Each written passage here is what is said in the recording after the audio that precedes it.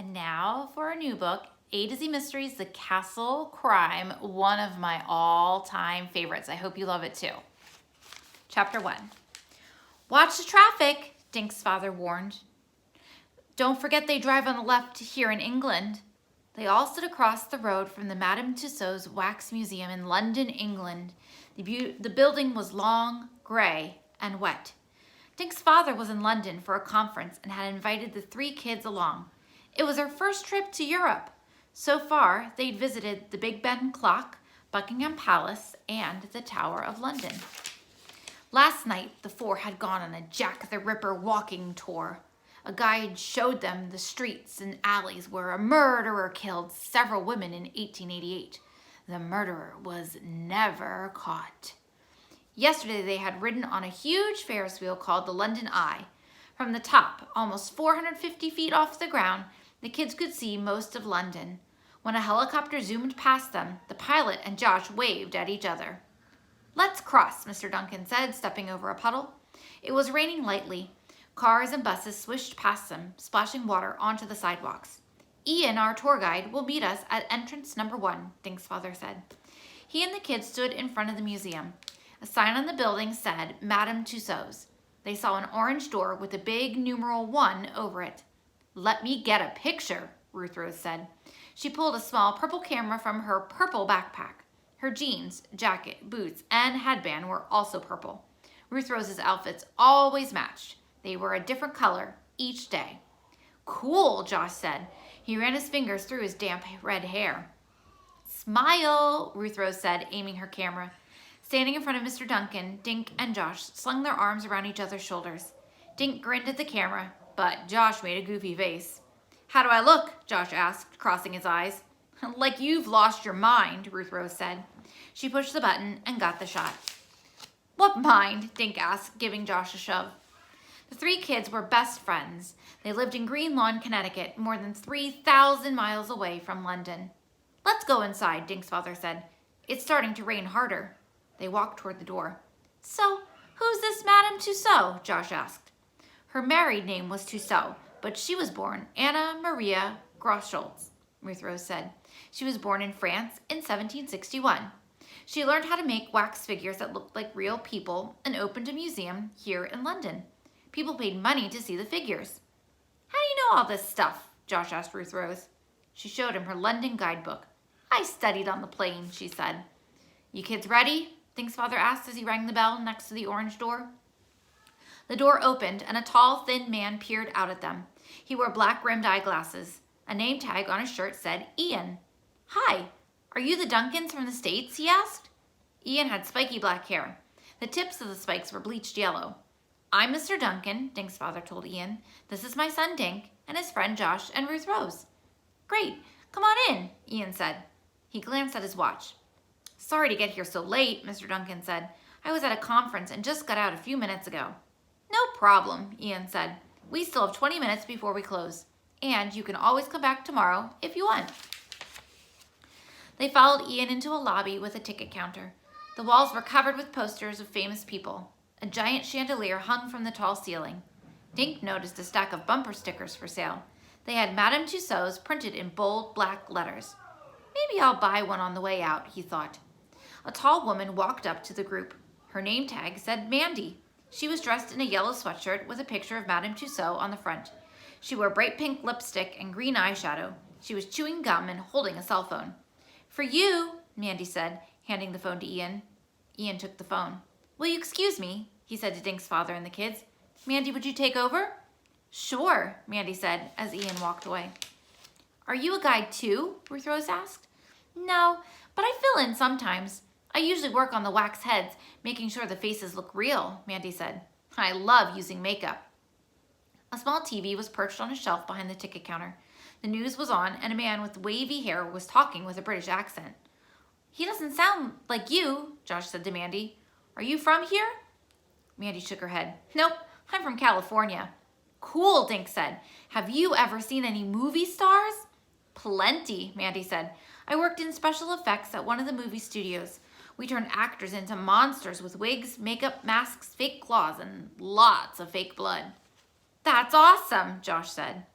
So, have you kids ever been to Madame Tussauds Wax Museum before? Mandy asked. Mr. Duncan and the kids shook their heads. Is there more than one? Dink asked. Yes, Mandy said. There are 16 now. You have 4 in the United States, in New York, Las Vegas, Washington, D.C., and Los Angeles. There are other branches all over the world. Josh was staring at the TV set. Guys, did you just hear that? He asked. He just said the Queen of England got robbed. Mandy walked over and turned down the sound. It happened yesterday, on her birthday, she said. The Queen of England was born on April 21st? Ruth Rose asked. Mandy nodded. In 1926, I think. So what happened? Dink asked. The Queen was driving to Windsor Castle yesterday for her birthday celebration, Mandy said. She brought some of her favorite jewels with her. When she stopped the car, one of the robbers reached through the window and grabbed her jewel case. Why did she stop? Ruth Rose asked. The robbers were disguised as her grandsons, Prince William and Prince Harry, Mandy explained. They were wearing lifelike rubber masks. William and Harry are both in the military, so the robbers wore uniforms just like theirs. I guess the Queen thought the robbers were her grandsons, so she stopped and rolled down the window. Wow, Josh said. So, did they catch the guys? Did they find the jewels? No, Mandy said. Where's Windsor Castle? Ruth Rose asked. I read that the Queen lives here in London, at Buckingham Palace. Yes, you're right, Mandy said. But Windsor Castle is only a short drive away, and the Queen likes to go there some weekends. Her husband and Prince Charles were there, planning a party. The 2 grandsons secretly showed up to surprise her. Wait, I'm confused, Dink said. You said the robbers were dressed up to look like her grandsons. Where were the real grandsons? The real Princes William and Harry were inside Windsor Castle, waiting for her to arrive, Mandy explained. But the Queen didn't know that, of course. So when she saw the 2 robbers outside the castle grounds, she thought they were her grandsons. And when she stopped, they snatched her jewels. But how did the robbers know the Queen would be driving to Windsor Castle that day, Josh asked. And how did they know she'd have those jewels with her, Ruth Rose added. Mandy shrugged. I guess we'll never know, she said. What did the Queen do after she got robbed? Ruth Rose asked. Dink noticed that Ruth Rose's eyes were wide open. She drove to the castle and called the police at Scotland Yard, Mandy said.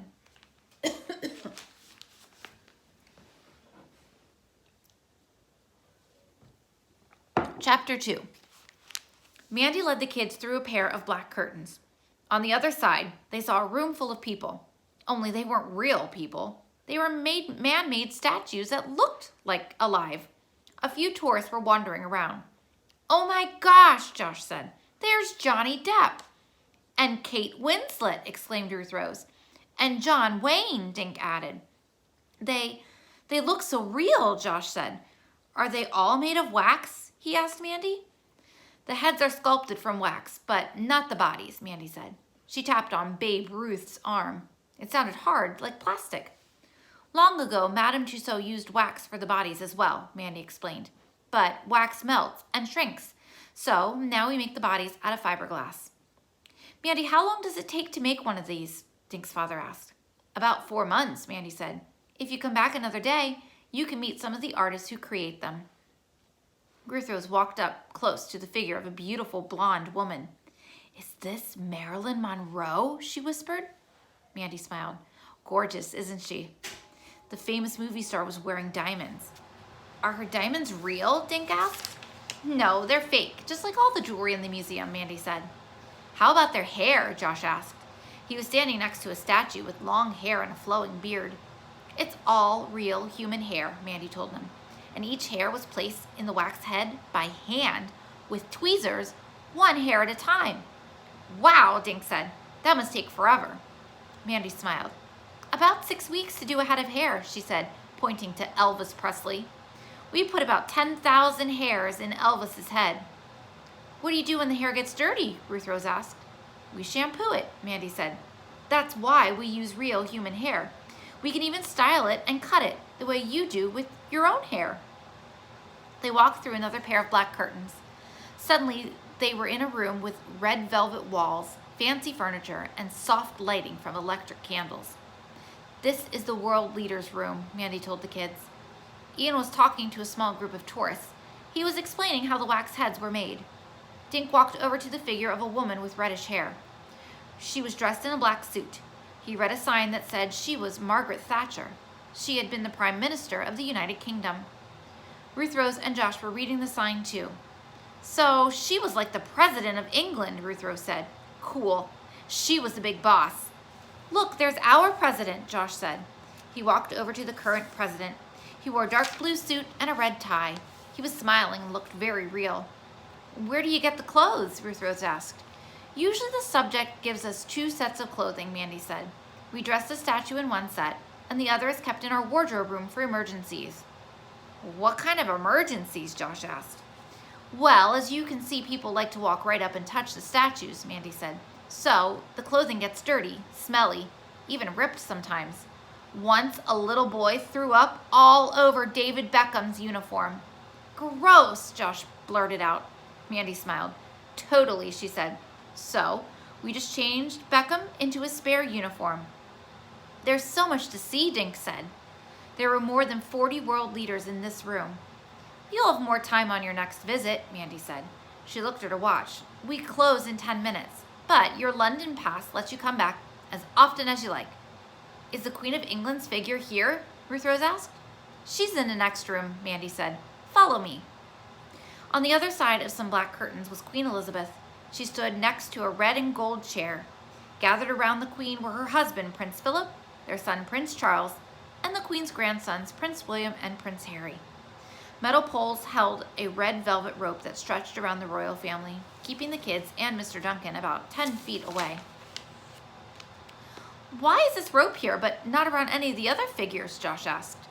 Mandy rested her hand on the rope. To keep people away from the Queen, she said. Too many tourists like touching her. Wow, Dink said. They all look so real. Yes, Mandy said. William and Harry came in not long ago to have their pictures taken with their wax figures. We could hardly tell them apart. The men are a lot taller than the Queen, Dink said. She's average height, Mandy said. About 5 feet, 5 inches. Her son Charles is nearly 6 feet, and both grandsons are about 6'3". Even the fake diamonds look real, Ruth Rose said. The Queen wore a diamond tiara on her white hair and a fabulous diamond necklace around her neck. Yes, these were made to look identical to the Queen's own jewels, Mandy said. In fact, it was her tiara and necklace that were stolen yesterday. The 4 stared at the royal family. Prince William had blonde hair and wore a navy blue jacket and black tie. His cap was black and had a wide red band over the bill. His brother Harry had orangey red hair. He was wearing a red tunic with silver buttons. A white belt was cinched around his waist. The silver belt buckle gleamed under the lights. Both men wore white trousers, white cotton gloves, and black shoes. It almost seems like they could wake up and walk around, Dink said. How did they make the eyes look so real? Josh asked. Mandy tapped her watch. I can show you, but not today, she said. As they passed through the black curtains, Dink noticed a man standing near Albert Einstein. He was holding a sketch pad and a pencil. I should have brought my sketching stuff, Josh said. The kids watched the man making swift marks on his pad. He was tall and had a short beard. His hair was hidden under a baseball cap. Mandy walked up to the man. Sorry, sir, but we're closing in a few minutes. The man nodded, closed his pad, and strolled toward the exit. As Mandy led the group out, Ruth Rose peeked into an open doorway. Oh, is this where the extra clothes are kept? She asked. Yes, Mandy said. Want a quick peek? She led them into a large room with a carpet on the floor. Everywhere the kids looked were racks of clothing. Each rack was inside a glass case. Dink noticed a small, round lock on each case. Above the glass cases were shelves holding fake jewelry, wigs, hats, beards, even a row of false teeth. A short woman with gray hair sat at a table in a corner. She was stitching a pink dress. 3 fingers on each hand were wrapped in Band-Aids. On the table were scissors, a jar of pins, and a tape measure. A ring of keys lay next to the scissors. Sophia is repairing a gown that ripped when someone stepped on it, Mandy said. Why does she have all those Band-Aids on? Ruth Rose asked.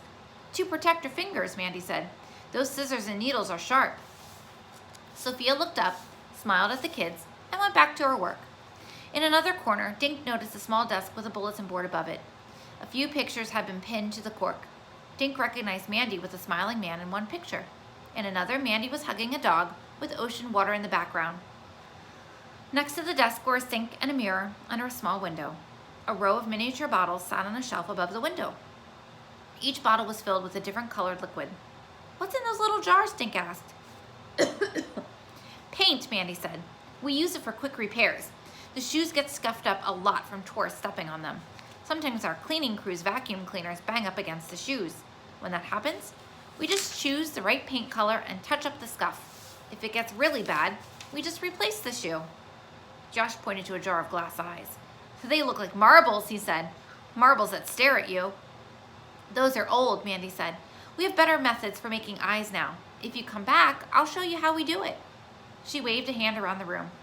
As you can see, we have thousands of clothing changes, she went on. If that little boy vomits on anyone else, we can get that outfit dry cleaned and dress the figure in a spare outfit. This is amazing, Josh said. They were surrounded by hundreds of suits, jackets, dresses, fur coats, hats, scarves, canes, and uniforms. One rack held hundreds of neckties. Why is everything inside those cases? Dink asked. To protect the clothing from getting dusty, Mandy said. How do you find what you need? Ruth Rose asked. Each rack is labeled, Mandy said. For example, world leaders, the royal family, and sports figures are all on separate racks. And each outfit has a tag with the figure's name. Of course, every item of clothing is also in our computer. They heard a soft bell sound. 6 o'clock, closing time, Mandy said.